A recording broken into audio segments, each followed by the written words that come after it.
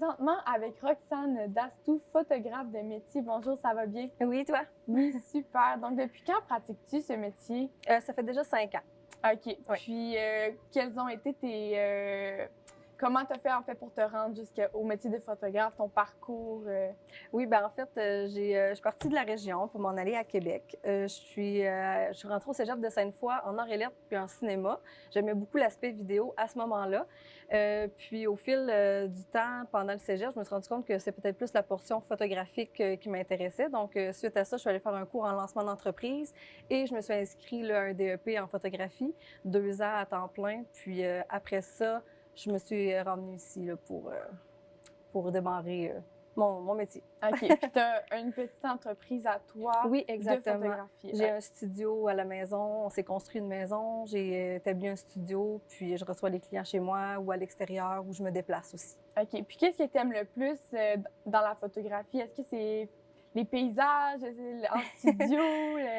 J'aime vraiment beaucoup les photos extérieures. OK. Je suis pas très portée à faire des paysages artistiques, par exemple, là, aller faire des photos d'objets ou de nature. J'aime ça, mais je préfère vraiment le côté humain. Donc, j'aime vraiment capter les émotions, tu sais, vraiment du spontané avec les familles, les enfants qui jouent. C'est vraiment ce que j'adore faire. J'aime beaucoup faire en studio, par contre, les nouveaux-nés. OK, oui. Ouais, les petits bébés en bas de 3 semaines de vie, là, ça commence à à prendre un peu plus de place là, dans mes choix de préférence. Oui, parce que toi aussi, tu as un enfant. Oui, exactement, un Donc, petit tu garçon. t'amuses aussi à faire des photographies avec Oui, ta famille à oui, toi. je dirais malheureusement pour eux, je suis un peu tannante avec les photos. Puis, est-ce que c'est dispendieux autant pour les personnes qui veulent avoir une séance de... Ben, en fait, ça dépend de chaque photographe établit leur prix. Tu sais, c'est pas si dispendieux. De mon côté, c'est environ 100 $ pour 1 heure. Ça remet 15 photos. Puis les gens, ils peuvent en acheter des supplémentaires s'ils veulent. Ils peuvent se déplacer ici à Saint-Damas ou aux alentours pour faire des photos extérieures. Je peux me déplacer également dans leur coin.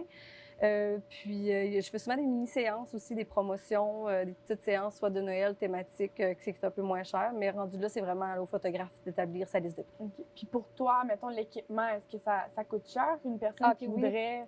Oui, c'est vraiment... C'est vraiment oui, c'est dispendieux. ça, vraiment beaucoup. OK. C'est l'appareil photo, les lentilles, ou c'est tout l'éclairage? L'appareil photo en soi, là, tout dépendant de la gamme qu'on prend, ça peut jouer entre 2 000 et 4 000 $ OK. facilement. Et souvent, c'est sans objectif. Donc, la lentille, il faut l'ajouter à part. Donc, elle, déjà aussi, de son côté, peut-être 1 000, 2 000, ça peut aller un petit peu plus. Sans parler aussi de batterie, carte mémoire, quand on regarde aussi au niveau du studio, l'éclairage, les flashs, les accessoires, tout ce que ça prend là, pour équiper un studio. Donc, ça monte assez vite. Oui, c'est sûr. Puis pour ceux qui voudraient se lancer en photographie, est-ce que tu aurais des conseils à leur donner? Oui, ben en fait, écoutez-vous. Moi, j'ai fait un cours, mais j'ai toujours dit que quelqu'un qui a la photographie dans le sang n'a pas besoin de formation. C'est sûr qu'on apprend plus vite au niveau de l'appareil, tu sais, parce qu'il y a plein de modes qui sont intéressants à savoir. Fait que je dis vraiment, écoutez-vous, puis allez-y avec votre créativité. Puis je crois que l'entre-gens aussi, ça permet de développer beaucoup le côté, parce que les gens qui arrivent pour se faire photographier sont vraiment gênés. Il y a personne qui me dit « Ah, je suis vraiment photogénique ». Tout le monde me dit « Ah, je suis pas photogénique, tu sais, guide-nous ». Donc, d'être à l'aise avec les gens, puis être capable de les mettre dans une position qui sont bien, puis confortables, en jasant, puis en détendant l'atmosphère, je pense que c'est ça qui fait une différence au niveau de la photographe aussi. Oui, donc c'est ça, toi aussi, tu vas guider les gens pour les aider à avoir des belles photos. Fait que toi, personnellement, est-ce que tu aimes te faire prendre en photo, puis tu pratiques, pas tu pratiques, mais tu as des conseils. Oui. Comment tu as fait pour trouver les poses idéales? En fait, c'est à force d'en faire. OK. Plus que, pour un jeune photographe qui commence, plus que tu vas prendre des photos, des gens photos, puis te pratiquer, tu vas développer qu'est-ce que toi, t'as moins et qu'est-ce que les gens répondent le plus là, pour les poses. Tu vas développer aussi un œil à savoir qu'est-ce que tu préfères faire comme placement. Mais moi, j'aime guider. Je donne une ligne directrice, mais après ça, je laisse les gens vraiment, je leur dis amusez-vous, jouez avec les enfants, riez, parlez-vous. Moi, la mentalité d'on prend une photo, faut pas bouger parce que ça va être flou. Là. Pour moi, c'est plus vrai. Il faut vraiment qu'il y ait du mouvement dans la photo, il faut qu'il y ait de la vie. Fait que C'est un peu ça là, dans mon range à moi là, pour la photographie. Prends-tu aussi des photos des sportifs comme dans les écoles? Souvent, il y a des tournois, puis on voit des photographes qui viennent, par exemple, pour le volleyball ou autre sport. Oui, ça m'est arrivé d'en faire. C'est pas ma principale, tu sais, comme faire des photos scolaires non plus, c'est pas nécessairement ce que je fais le plus. Moi, je suis vraiment dans le portrait, dans la famille, la maternité, grossesse, mais je suis capable tout autant de faire des photos sportives. C'est plus difficile vu que les athlètes sont en mouvement? Non, pas... un enfant de 2 ans qui court et qui ne veut pas se poser, c'est similaire, je dirais. C'est similaire. Ouais. Okay. C'est un autre type, étant donné que les athlètes qui sont en mouvement, ils n'ont pas vraiment le focus à savoir comment je suis. Est-ce que je regarde l'appareil? Est-ce que je suis beau sur la photo? Ils font leurs choses. C'est encore plus naturel. Mais c'est ça, pour la rapidité, là, on fait les modes rapides sur l'appareil photo, puis ça y va. OK. Puis après ça, après avoir pris les photos, souvent, les photographes vont un peu les modifier, entre guillemets. Est-ce que c'est long, le processus de... Encore là, ça dépend de chaque photographe. Moi, je préfère me donner vraiment un laps de temps fixe, même si je peux déborder un petit peu. Mais je dirais, là, retoucher une photo, ça peut prendre facilement, là, par séance photo, ça peut prendre 1 à 2 heures là, pour la séance complète. Okay. Des fois, ça peut aller à plus, tout dépendant de la retouche qu'il y a à faire, qui est effectuée sur la photo.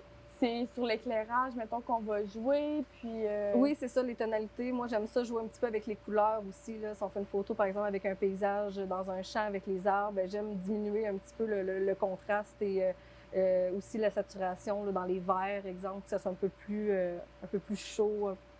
J'aime ça, pas trop flash. Donc, c'est vraiment des petites choses comme ça. C'est vraiment à mon œil à moi. Je vais jouer d'une séance à l'autre. Je vais jouer avec les éléments que j'ai. Puis, c'est pour ça, des fois, que ça peut être un peu plus long sur certaines séances, puis un petit peu moins long sur d'autres. Après ça, il y a le Photoshop, la partie Photoshop. Ouais. Donc, je vais vraiment enlever les éléments indésirables sur la photo.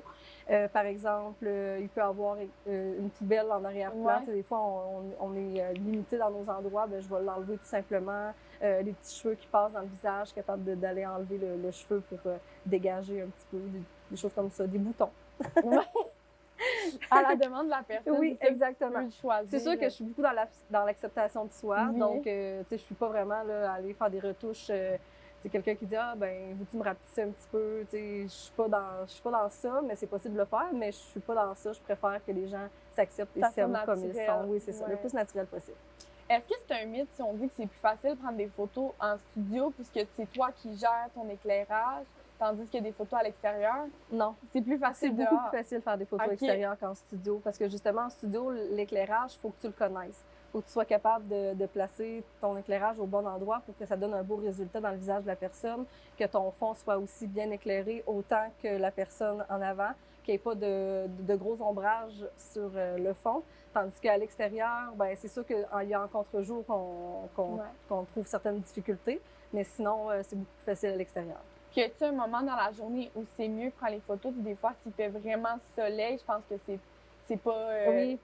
c'est pas tellement mieux s'il fait trop soleil que pas assez, là. Oui, exactement. Ben moi, je suis une photographe qui aime beaucoup travailler dans un temps plus nuageux, en plein après-midi, par exemple. Tu sais, les gens ont souvent peur qu'il n'y ait pas de beau soleil, mais moi, je préfère ça.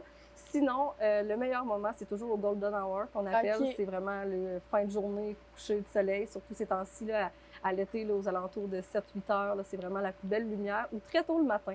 OK. C'est sûr que des fois, les petites familles que je prends en photo ne sont pas toujours prêts avec les enfants à faire des séances photos à 6-7 heures le matin. Mais des fois, ça peut aller tout de suite après le souper, ça va bien.